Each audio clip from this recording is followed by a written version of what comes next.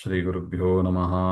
ಸೃಷ್ಟಿಸ್ಥಿತ್ಯಪ್ಯಯೇಹ ನಿಯತಿದೃಷಿತಮೋ ಬಂಧಮೋಕ್ಷಾಶ್ಚ ಯಸ್ಮಾದಸ್ಯ ಶ್ರೀಬ್ರಹ್ಮರುದ್ರಪ್ರಭೃತಿಸುರನರದ್ವೀಷಶತ್ರುವಾತ್ಮಕಸ್ಯ ವಿಷ್ಣೋರ್ವ್ಯಸ್ತಾ ಸಮಸ್ತಾ सकलगुणनिधिः सर्वदोषव्यपेतः पूर्णानन्दो व्ययो यो गुरुरपि परमः चिन्तयेतं महान्तम् जन्माद्यस्य यतोन्मयादितरतश्चार्थेष्वभिज्ञस्वराट् तेने ब्रह्महृदाय आदिकवये मुह्यन्ति यं सूरयः तेजो वारिमृदां यथा विनिमयो यत्र त्रिसर्गो मृषा धाम्ना स्वेन सदा निरस्तकुहकं सत्यं परं धीमहि नारायणं नमस्कृत्य नरं चैव नरोत्तमं देवीं सरस्वतीं व्यासं ततो जयमुदीरयेत् कृष्णाय वासुदेवाय हरे परमात्मने प्रणतः क्लेशनाशाय ಗೋವಿಂದಾಯ ನಮೋ ನಮಃ. ಶ್ರೀ ಗುರುಭ್ಯೋ ನಮಃ. ಶ್ರೀಮದ್ ಭಾಗವತ ತೃತೀಯ ಸ್ಕಂದ 16ನೇ ಅಧ್ಯಾಯದಲ್ಲಿ 46ನೇ ಶ್ಲೋಕ. ಕುಮಾರಾಹ ಊಚುಃ ಯೋऽन्तರ್ಹಿತೋ ಹೃದಿ ಗತೋऽಪಿ ದುರಾತ್ಮನಾಂ ತ್ವಂ ಅದ್ಯೈಷಿಣೋ ನಯನಮೂಲಮನಂತರಾದ್ದಃ ಯರ್ಹ್ಯೇವ ಕರ್ಣವಿವರೇಣ ಗುಹಾಂ ಗತೋ ನಃ ಪಿತ್ರಾಣುವರ್ಣಿತರಹೋ ಭವದುದ್ಭವೇನ. ಅಂದರೆ ಸನಕ ಸನಕಾದಿಗಳು ಪರಮಾತ್ಮನನ್ನ ಪ್ರಾರ್ಥನೆ ಮಾಡ್ತಾರೆ. ಜಯ ವಿಜಯರು ಅವರು ಸನಕಾದಿಗಳನ್ನ ಬಿಡದೇ ಇರುವಾಗ ಸನಕಾದಿಗಳು ಶಾಪ ಕೊಡ್ತಾರೆ. ಆ ಸಂದರ್ಭದಲ್ಲಿ ಪರಮಾತ್ಮ ಲಕ್ಷ್ಮಿಯಿಂದ ಸಹಿತನಾಗಿ ಅಲ್ಲೇ ಬರ್ತಾರೆ. ಆಗ ಪರಮಾತ್ಮನನ್ನ ಸಾಷ್ಟಾಂಗ ಎರಗಿ ಸ್ತೋತ್ರವನ್ನು ಮಾಡಿದರು ಅಂತ. ಏನಂತ ಸ್ತೋತ್ರ? ಸ್ವಾಮಿ, ನೀನು ಯಾರು ದುಷ್ಟಬುದ್ಧಿ ಇದ್ದಾರಲ್ವಾ, ದುರಾತ್ಮನ, ಆ ದುಷ್ಟಬುದ್ಧಿ ಉಳ್ಳವರ ಒಳಗೂ ನೀನೇ ಇದ್ದಿ. ಆದರೂ ಕೂಡ ಅವರಿಗೆ ಅದು ನೀನಿದ್ದೀಂಬದು ಗೊತ್ತೇ ಆಗೋದಿಲ್ಲ. ಅವರು ದುರಾತ್ಮರು, ದುಷ್ಟಬುದ್ಧಿ ಉಳ್ಳವರು. ಅದರಿಂದ ದುಷ್ಟಬುದ್ಧಿ ಉಳ್ಳವರಿಗೆ ನೀನು ಒಳಗೆ ಪಕ್ಕದಲ್ಲೇ ಸಮೀಪದಲ್ಲೇ ಇದ್ದಿ. ಜೀವನ ಸಮೀಪದಲ್ಲಿ ಇರೋದು ಅಂದ್ರೆ ಪರಮಾತ್ಮ ಶರೀರದಲ್ಲಿ. ಆಗಿದ್ದರೂ ಕೂಡ ಅವರಿಗೆ ಕಾಣಿಸೋದಿಲ್ಲ. ಆದರೆ ಮಧ್ಯೈಷಿ ನೋ ನಯನ ಮೂಲಂ ಅನಂತರಾದ್ದ, ಆದರೆ ನಮಗೆ ದರ್ಶನ ಕೊಡ್ತಾ ಇದೆಯಾ ನೀನು. ಎಂಥ ಸೌಭಾಗ್ಯ ಇದು ಹಾಗೆ ಅಂತ. ನೀನು ಎಲ್ಲ ಕಡೆ ವ್ಯಾಪ್ತನಾಗಿದ್ದಿ. ನೀನು ಇಲ್ಲದೇ ಇದ್ದ ಜಾಗ ಇಲ್ಲ. ನಮ್ಮ ಹೃದಯ ಗುಹಾದಲ್ಲೂ ಇದ್ದಿ, ವೈಕುಂಠದಲ್ಲೂ ಇದ್ದಿ, ಎಲ್ಲ ಕಡೆ ಇದ್ದಿ. ಈ ರೀತಿಯಾಗಿ ನೀ ಎಲ್ಲ ಕಡೆ ವ್ಯಾಪ್ತನಾಗಿದ್ದಿ ಎಂಬ ಮುಖ್ಯ ಪ್ರಮೇಯ ಇದು. ದೇವರು ಸ್ವತಂತ್ರ ಸರ್ವವ್ಯಾಪ್ತನಾಗಿದ್ದಾನೆ ಎಂಬ ಅದನ್ನು ಉಪಾಸನೆ ಮಾಡಬೇಕು ನಾವು. ಹಾ, ಆ ರೀತಿಯಾಗಿ ನಿನಗೆ ಮಗನಾಗಿ ಹುಟ್ಟಿದವರು ಬ್ರಹ್ಮದೇವರು. ಆ ಬ್ರಹ್ಮದೇವರಿಂದ ಹುಟ್ಟಿದವರು ನಾವು. ನಮ್ಮ ತಂದೆಯಾದ ಬ್ರಹ್ಮದೇವರು ನಿಮ್ಮ ಗುಣಲಕ್ಷಣಗಳನ್ನು ನಮಗೆ ಉಪದೇಶ ಮಾಡಿದರು. ಆಗ ಏನಾಯಿತು? ಆ ಅವರು ಮಾಡಿದ ಉಪದೇಶ ಅದು ನಮ್ಮ ಕಿವಿಗೆ ಬಂದು, ನಮ್ಮ ಕಿವಿ ಮುಖಾಂತರ ನೀನು ನಮ್ಮ ಹೃದಯ ಒಳಗೆ ಹೋಗಿ ಕೂತಿ. ಅಂದರೆ ಬ್ರಹ್ಮದೇವರ ಉಪದೇಶ ಹೇಗೆ ಇರಬೇಕು ನೋಡಿ. ಪರಮಾತ್ಮನ ರೂಪಗಳನ್ನು ಬ್ರಹ್ಮದೇವರು ವರ್ಣನೆ ಮಾಡಿದರೆ ಆ ಸನಕಾದಿಗಳ ಹೃದಯದಲ್ಲಿ ಆ ಪರಮಾತ್ಮನ ರೂಪ ಹಾಗೆ ಕೂತ್ಕೊಂಡ್ಬಿಡುತ್ತಂತೆ. ಅವರು ಕಣ್ಣು ಮುಚ್ಚಬೇಕು, ಒಳಗಿಂದ ಪರಮಾತ್ಮ ಕಾಣಿಸಬೇಕು. ಆ ರೀತಿಯಾಗಿ ಮಹಾ ಅನುಗ್ರಹವನ್ನು ಬ್ರಹ್ಮದೇವರು ನಮ್ಮ ತಂದೆ ಮಾಡಿದ್ದಾರೆ ಅಂತ ಅವರು ಸ್ತೋತ್ರ ಮಾಡ್ತಾ ಇದ್ದಾರೆ. ಅಂತ ರೂಪವನ್ನು ನಾವು ಧ್ಯಾನ ಮಾಡ್ತಾ ಇದ್ದೀವಿ. ಈಗ ಅದೇ ರೂಪವೇ ನಮಗೆ ಪ್ರತ್ಯಕ್ಷವಾಗಿ ಕಣ್ಣು ಮುಂದೆ ಇದೆ ಹಾಗೆ ಅಂತ. ಧ್ರುವನಿಗೂ ಹಾಗೆ ಆಯಿತು. ನಾರದರು ಉಪದೇಶ ಮಾಡಿದರು, ಆ ರೂಪವನ್ನೇ ಮನಸ್ಸಿನಲ್ಲಿ ಧ್ಯಾನ ಮಾಡ್ತಾ ಇದ್ದರು. ಪರಮಾತ್ಮ ಬರ್ತಾನೆ, ಅವರು ಕಣ್ಣು ಬಿಡ್ತಾನೆ ಇಲ್ಲ. ಪರಮಾತ್ಮ ಆ ರೂಪವನ್ನು ಸ್ಟಾಪ್ ಮಾಡ್ತಾನೆ. ಆಗ ಧ್ರುವ ಕಣ್ಣು ಬಿಟ್ಟು ನೋಡಿದಾಗ ಆ ಒಳಗೆ ಯಾವ ರೂಪ ಕಾಣ್ತಾ ಇದ್ದನೋ ಅದೇ ರೂಪವನ್ನೇ ಕಣ್ಣೆದುರಿಗೆ ಕಂಡ ಹಾಗೆ ಅಂತ. ಇಲ್ಲೂ ನೋಡಿ ಹಾಗೆ ಇದೆ. ಕನಕಾದಿಗಳು ಹೃದಯದಲ್ಲಿ ಪರಮಾತ್ಮನನ್ನ ಧ್ಯಾನ ಮಾಡ್ತಾ ಇದ್ದರು. ಅದರ ಪರಿಪಕ್ವ ಆದ ಸಂದರ್ಭದಲ್ಲಿ ಪರಮಾತ್ಮನ ದರ್ಶನ ಆಗುತ್ತದೆ. ಯಾವ ರೂಪವನ್ನು ಕಾಣ್ತಾ ಇದ್ರು ಅದೇ ರೂಪವನ್ನೇ ಎದುರುಗಡೆ ಕಂಡ್ರು ಹಾಗೆ ಅಂತ. ಅದರಿಂದ ಬ್ರಹ್ಮದೇವರು ಉಪದೇಶ, ನಾರದರ ಉಪದೇಶ, ಇದೆಲ್ಲ ಅದೇನೋ ಸಾಮಾನ್ಯ ಅಂತ ತಿಳಿಯಬಾರ್ದದು. ಮಹಾಫಲದಾಯಕ ಅದು. ತಂ ತ್ವಾಂ ವಿಧಾಮ ಭಗವನ್ ಪರಮಾತ್ಮ ತತ್ವಂ ಸತ್ವೇನ ಸಂಪ್ರತಿರತಿಂ ರಚಯಂತಮೇಷಾಂ ಯತ್ತೇನುಭಾವವಿದಿತೈ ದೃಢಭಕ್ತಿಯೋಗೈರ್ ಉದ್ಗ್ರಂಥಯೋ ಹೃದಯ ವಿದುರ್ಮುನಯೋ ವಿರಾಗಾಃ.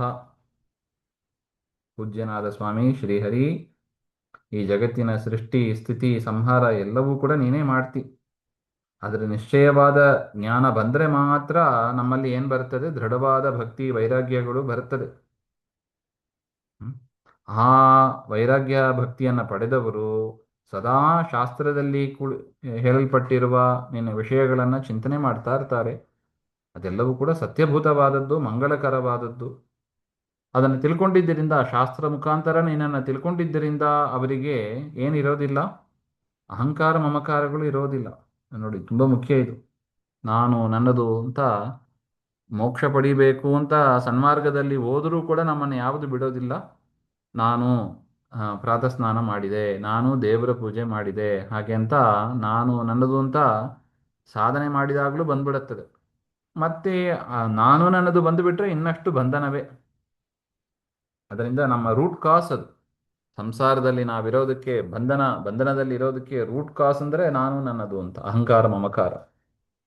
ಆ ಶಾಸ್ತ್ರದ ವಿಚಾರ ಮಾಡಿ, ನಿನ್ನ ಶ್ರವಣಾದಿಗಳನ್ನು ಮಾಡಿ, ನಿನ್ನ ಮಹಿಮೆಯನ್ನು ಕೇಳಿ ಕೇಳಿ ಜ್ಞಾನಿಗಳಿಗೆ ಏನಿರೋದಿಲ್ಲ? ಅಹಂಕಾರ ಮಮಕಾರ ಇರೋದಿಲ್ಲವಂತೆ. ಅದಿಲ್ಲದವರು, ಹೆಂಡತಿ ಮಕ್ಕಳು ಅವರ ಮೇಲೆ ಅದರಲ್ಲೂ ಕೂಡ ಆಸಕ್ತಿಯನ್ನು ಬಿಟ್ಟವರು. ಅದರರ್ಥ ಅವ್ರನ್ನ ಆಸಕ್ತಿಯನ್ನು, ಅಟ್ಯಾಚ್ಮೆಂಟನ್ನು ಬಿಡಬೇಕೆ ಹೊರತು ಆ ವ್ಯಕ್ತಿಗಳನ್ನೇ ಬಿಟ್ಟು ಬಿಡಬಾರ್ದು. ವ್ಯತ್ಯಾಸ ಇದೆ.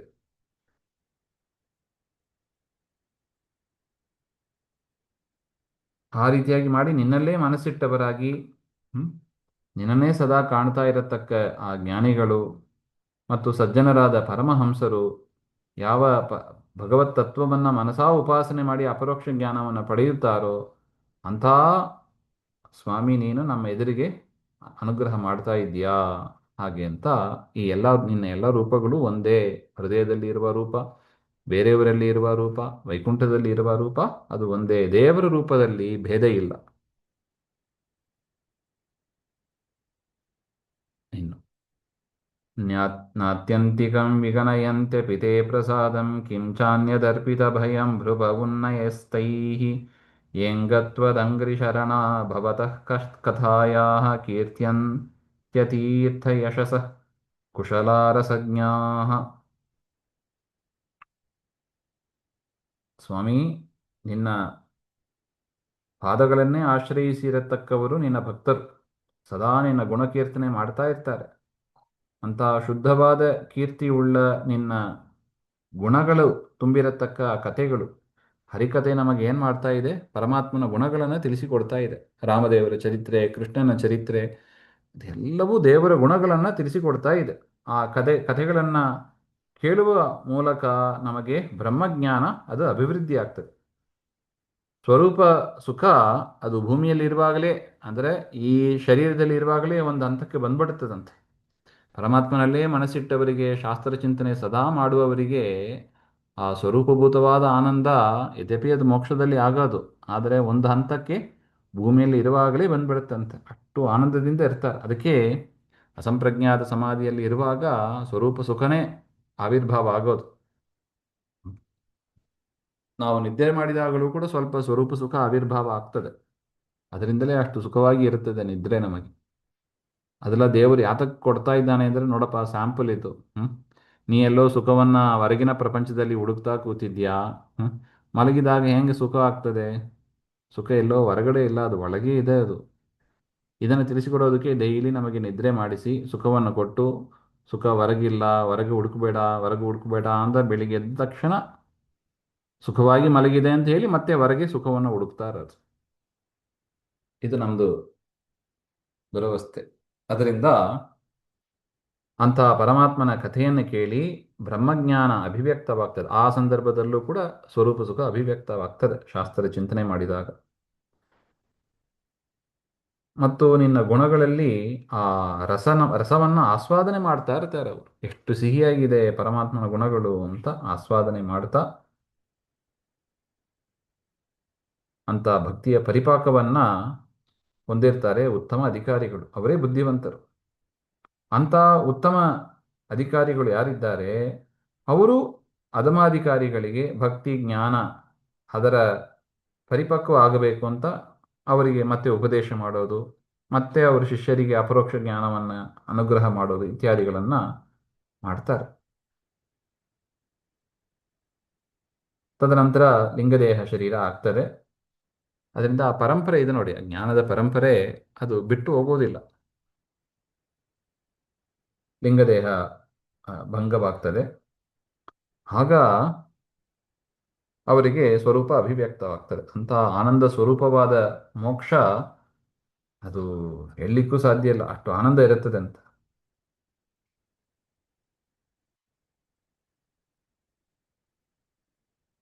ಇನ್ನು ಉತ್ತಮ ಅಧಿಕಾರಿಗಳಿಗೆ ಅಧಮಾಧಿಕಾರಿಗಳು ಮೋಕ್ಷದಲ್ಲಿ ಎಷ್ಟು ಸುಖವನ್ನು ಪಡೀತಾರೆ, ಉತ್ತಮ ಅಧಿಕಾರಿಗಳಿಗೆ ಭೂಮಿಯಲ್ಲಿ ಇರುವಾಗಲೇ, ಸಂಸಾರ ಅವಸ್ಥೆಯಲ್ಲಿ ಇರುವಾಗಲೇ ಅಷ್ಟು ಸುಖವನ್ನು ದೇವರು ಕೊಟ್ಟು ಬಿಡ್ತಾನಂತೆ. ಉತ್ತಮ ಅಧಿಕಾರಿಗಳ ಲಕ್ಷಣ ನೋಡಿ ಹೇಗಿದೆ ಅಂತ. ಆ ನಿನ್ನ ಭ್ರೂ ವಿಲಾಸದಿಂದ ಆ, ಅದೆಲ್ಲವೂ ಕೂಡ ನಷ್ಟವಾಗ್ತದೆ. ಅವರೇನು ಪದವಿ, ಬ್ರಹ್ಮ ಪದವಿ ಇರಬಹುದು, ಸತ್ಯಲೋಕ ಇರಬಹುದು, ಅದೆಲ್ಲವೂ ಕೂಡ ಹ್ಮ್, ನಷ್ಟವಾಗ್ತದೆ. ಅದರಿಂದ ಉತ್ತಮ ಅಧಿಕಾರಿಗಳು ಇದು ಯಾವುದನ್ನು ಕೂಡ ಬಯಸೋದೇ ಇಲ್ಲ. ಅವ್ರಿಗೆ ಗೊತ್ತಿದೆ ಯಾವ ಪೋಸ್ಟ್ ಕೂಡ ಪರ್ಮನೆಂಟ್ ಅಲ್ಲ ಹಾಗೆ ಅಂತ. ಬ್ರಹ್ಮ ಪದವಿ ಕೂಡ 100 ವರ್ಷ ಅಷ್ಟೇ, ಬ್ರಹ್ಮದೇವರ ಆಯುಷ್ಮಾನದ ಪ್ರಕಾರ 100 ವರ್ಷ. ತದನಂತರ ಆ ಪೋಸ್ಟ್ ಅನ್ನು ಕೂಡ ಅವ್ರು ಬಿಡಬೇಕು, ಮುಂದೆ ವಾಯುದೇವರು ಬ್ರಹ್ಮ ಪದವಿಗೆ ಬರ್ತಾರೆ ಹಾಗೆ ಅಂತ. ಅದರಿಂದ ಯಾವುದೂ ಕೂಡ ಪರ್ಮನೆಂಟ್ ಅಲ್ಲ. ಆ ನಮಗೂ ದೇವರಿಗೆ ಇರುವ ಒಂದು ಸಂಬಂಧ, ದೇವರು ಅದೇ ಸುಖ, ಅದೇ ಪರ್ಮನೆಂಟು, ಅದೇ ನಿತ್ಯವಾದದ್ದು, ಅಲ್ಲೇ ಆಸಕ್ತಿ ಇರಬೇಕು ನಮಗೆ ಹಾಗೆ ಅಂತ. ಅದರಿಂದ ಉತ್ತಮ ಅಧಿಕಾರಿಗಳು ಯಾವುದನ್ನು ಬಯಸೋದಿಲ್ಲ ಅಂತ ಇನ್ನೇನು ಹೇಳೋದು. ಹ್ಮ್.